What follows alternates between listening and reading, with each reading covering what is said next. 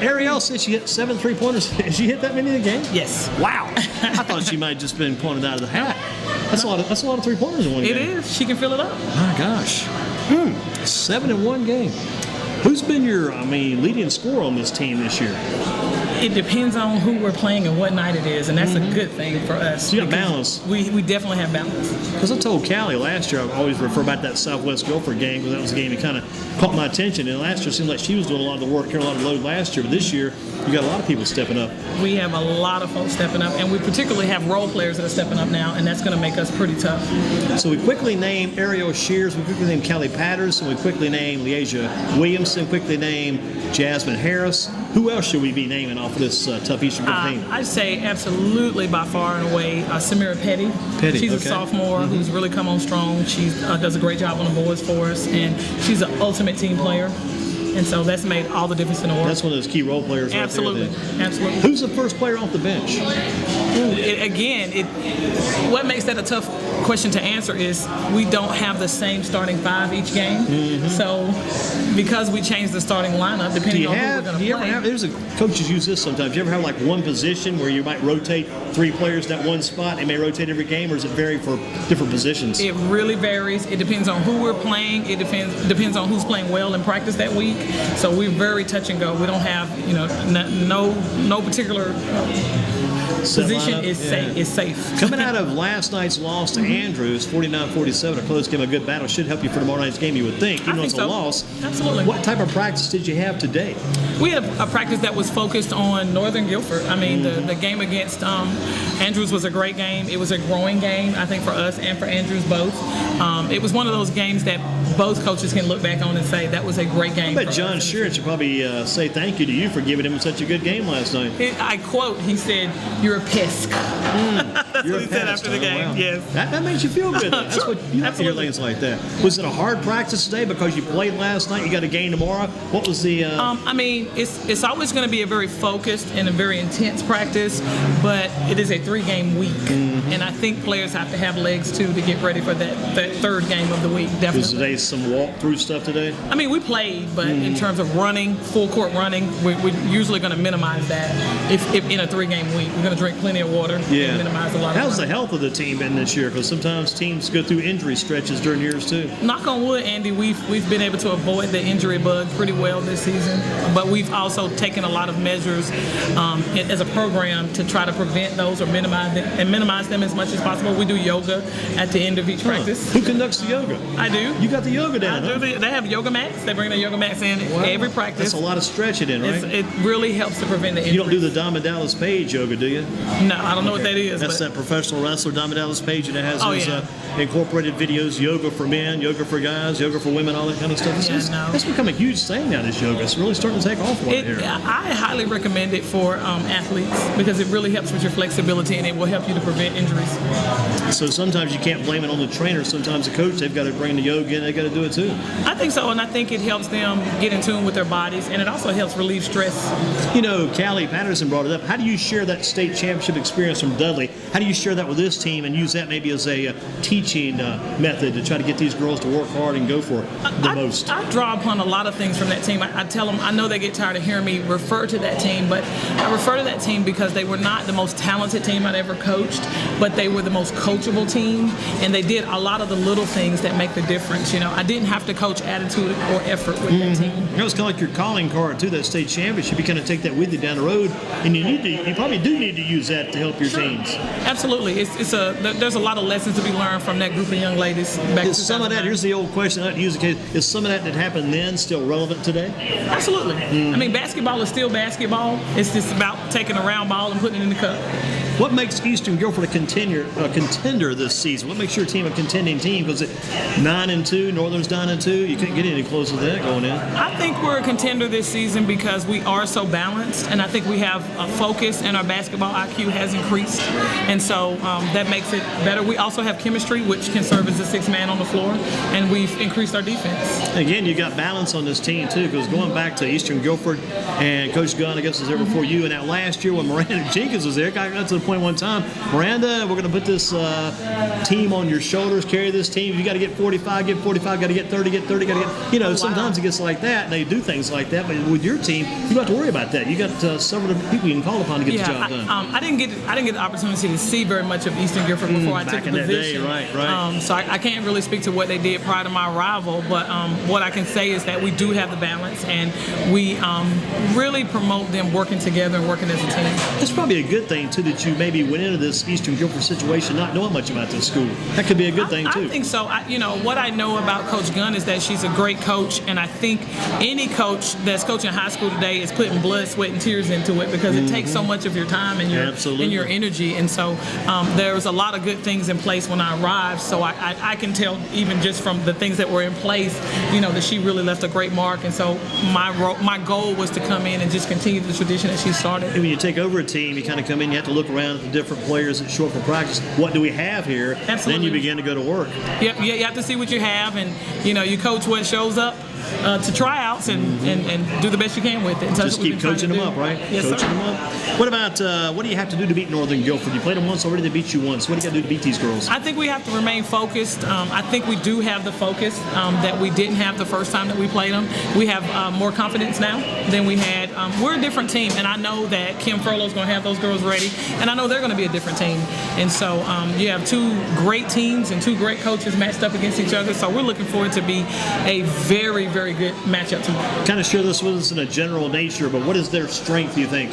What is their strength? Northern Guilford? Yeah. Northern Guilford is used to winning. It's hard to beat a team that's used to winning. And hard to beat that winning team on their home court, too, I guess. Absolutely. There's no little holes in the floor, any little nothing popping up. Everything's the same, basically. It's just they got that winning tradition going for them over Absolutely. there. I mean, I know what it's like to be a part of a program that's used to winning, and it makes a difference. How does this team come together this year, this 2015 team? How do these girls come together? Well, the thing about them is that they are the wackiest group of young ladies that I've ever worked with. They have as much fun off the court as they have playing basketball on the court. And I think it gives them synergy. They really have synthesis and they have energy together. So, they have a good time. They play, they laugh, we laugh. They're a good group of kids. They're a really good group of young ladies. Even when they drive me crazy and even when I don't always like them, I always love them, but I usually like them too. And I haven't been able to say that about all the teams that I've coached. I've coached some teams I didn't like too well. I love them, but I didn't like them. This team, I really like them. I mean, they're very likable, lovable young ladies. Some of the kids now with you, a number of these kids been with you since you took over the team? Yes. So you kind of brought them. Leasia was a freshman when I got here.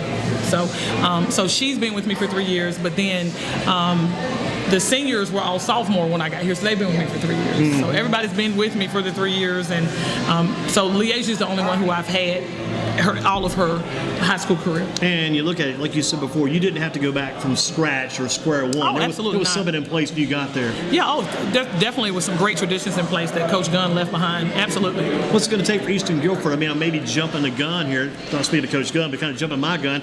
What will it take to win a state title? Because you've done it already at one place. And let me ask you this. You went to Page that 1 year? Just Yes. 1 year? And was that the year they played for the state title? No. Okay. It was the year before that. I was going to say, because if you've been there, you've been at state title all over the place. But what's it going to take to get a team like Eastern Guilford to a state championship game? Win the first game of the season. Yeah. And then after that, win the second game of the season. So you're playing for the state title tomorrow night. You're playing Northern Guilford. That's your next game. That's when it's going to get you there. You got that next game, I guess. For me, we just want to beat Northern Guilford tomorrow. And then when we get up Monday, we'll figure out who we got to beat next. And that's just how we're going to play. So you don't spend a lot of time studying that schedule. Not a lot of time. I mean, I think it's smart to know who's coming, and it's smart to have the team prepared, and there's certain things that you need to be able to do well to beat certain teams. So as a coach, it's smart to prepare your team in order of that. But in terms of looking ahead and looking at state titles and things like that, for me, it's about winning the games that are in front of you and figuring out who you are, identifying your recipe for success, perfecting that. Because if people know you, they know what you're going to do. If people coach against me, they know what I'm going to do. I've coached against Woody Wall for years, and he and I always laugh. We scout each other's games, and he always says to me, I think I know what you're going to do by now. And I said, I think I know what you're going to do. We still go scout each other, but we know each other. And when you get to that stage, what each other are going to do, how do you get around that to be able to beat the other team if they know you already? Do you just perfect what you're doing already? I think you have to be very good at what you do, and then I think you have to always, like, whenever you're going up against somebody, a legend like Woody Wall down at Rockingham, you have to know that he's going to always have some tricks up his sleeve.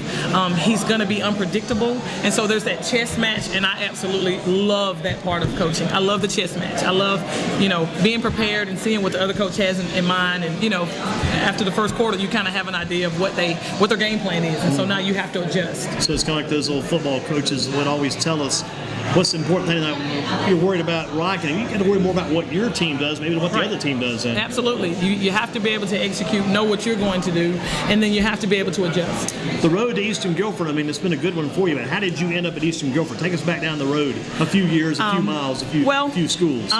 When I was, the last year that I was at Dudley, Where did you play high school basketball? I played at Parkland High School in Winston-Salem. Who was your coach back in the old days? My coach was Vernon Cloud. Vernon Cloud? Cloud?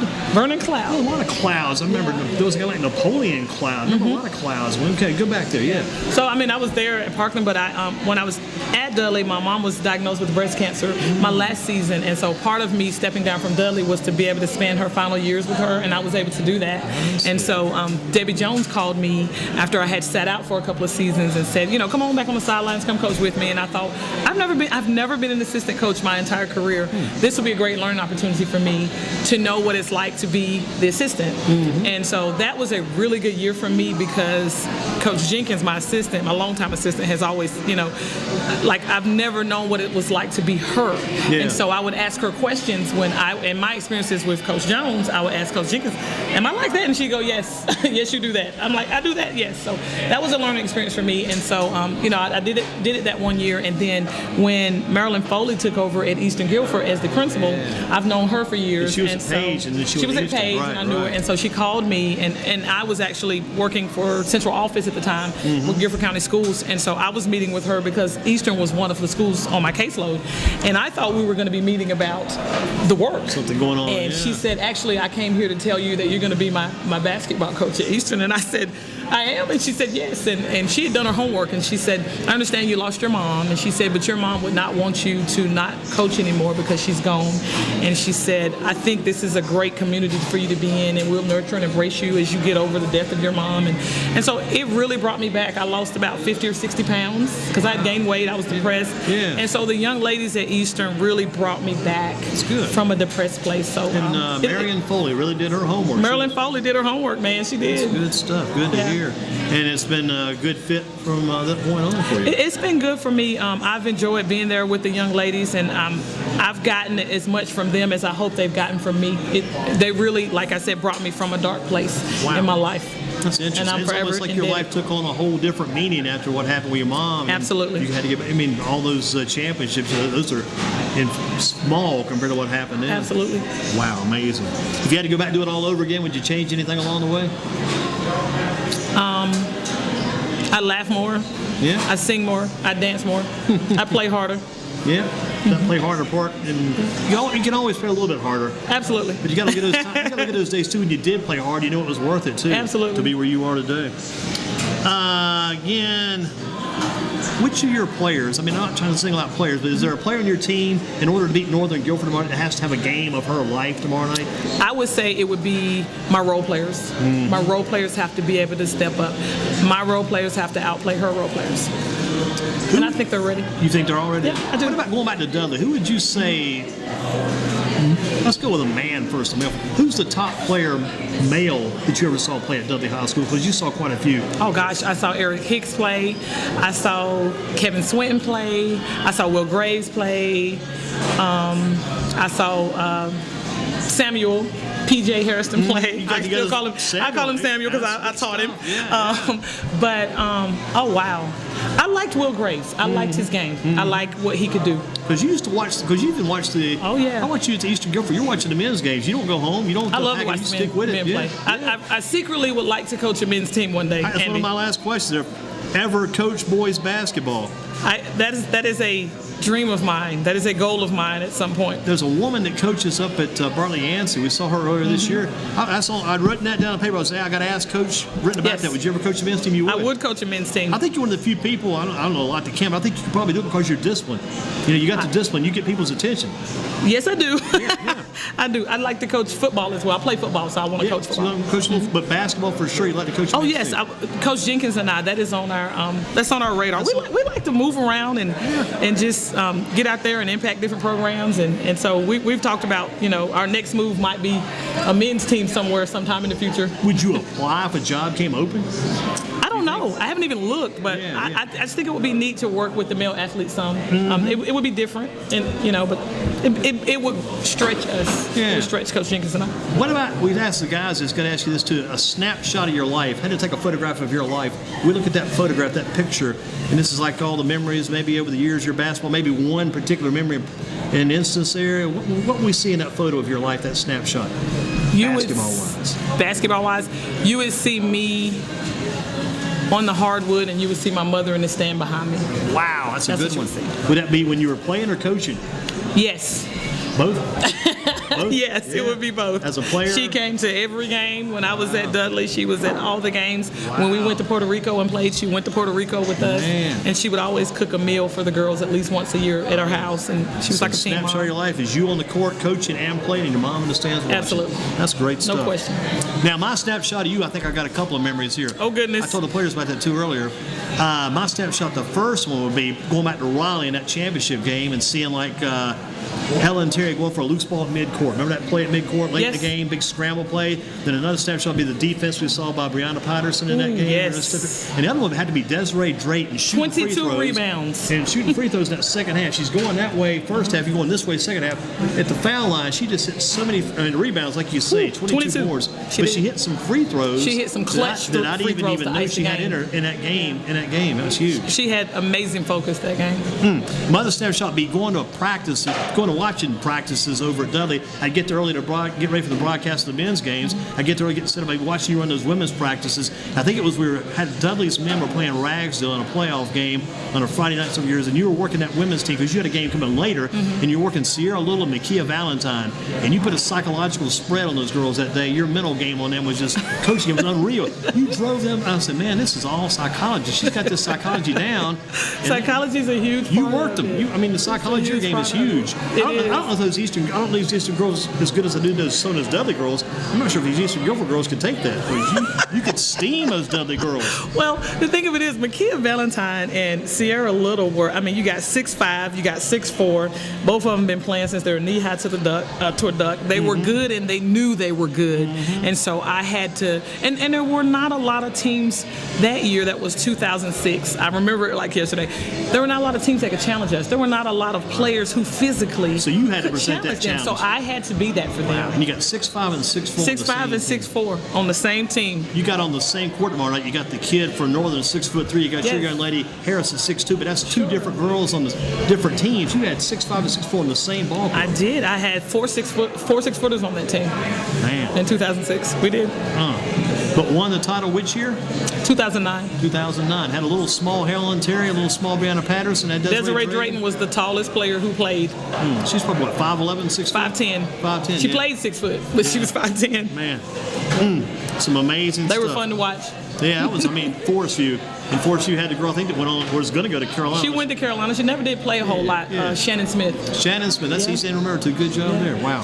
Some good memories. Yes. And you played the game prior to the men's game with Northern Guilford and Forest View, but hate it happened in Northern Guilford, but you did get to keep your title. We did. We kind of got a little overshadowed. Yeah, you did. That year when everything happened. It was kind of crazy because, I remember both of those games like yesterday, though. Man, unreal. Christian McCain was MVP in that boys' game for Northern. Yeah. Then he goes on to play for the Miami Dolphins, professional football. Right. Crazy stuff. Coach Britton, outstanding work. Thank you.